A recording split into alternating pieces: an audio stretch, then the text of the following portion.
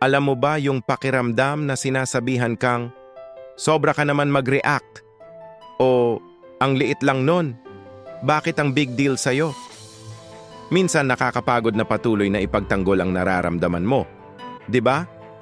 Pero gusto kong malaman mo, hindi ka OA, hindi ka dramatic, at lalong hindi ka mali sa nararamdaman mo. Kasi ang totoo, hindi ka naman overreacting. Undervalued ka lang. Isipin mo to, kapag may taong paulit-ulit na binabaliwala ang mga simpleng bagay na mahalaga sa'yo, parang mga maliliit na gasgas yan sa puso mo. Sa una, kaya mong tiisin. Pero habang dumadami, habang paulit-ulit, unti-unting nagiging sugat. Yung simpleng hindi pagpansin sa mensahe mo. Yung laging huli kang malalaman ng mga bagay-bagay. Yung feeling na ikaw lang ang nag-i-effort. Kapag paulit-ulit yan nangyayari, hindi na yan simpleng bagay. Nagiging pattern na yan ng hindi pagpapahalaga. Ramdam mo yung sakit kapag para kang option lang, di ba? Yung pakiramdam na laging may mas importante sa'yo, na kahit anong effort mo parang hindi sapat. Pero alam mo kung ano ang mas masakit? Yung kailangan mo pang ipaliwanag kung bakit ka nasasaktan. Para bang kailangan mong patunayan na valid ang nararamdaman mo.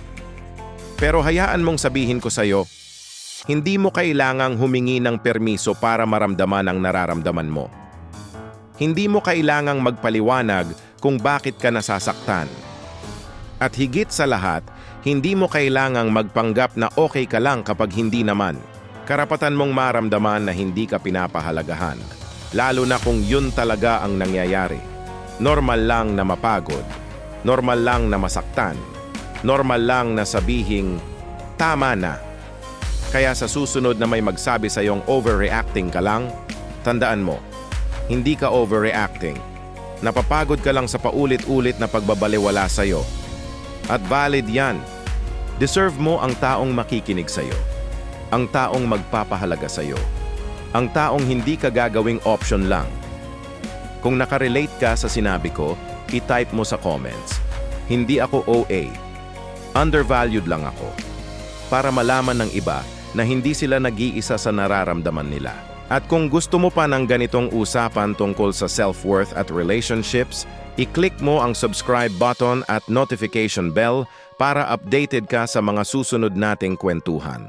Tandaan mo, ikaw ay mahalaga at deserving ka ng pagmamahal na hindi ka pinapiling pangalawa.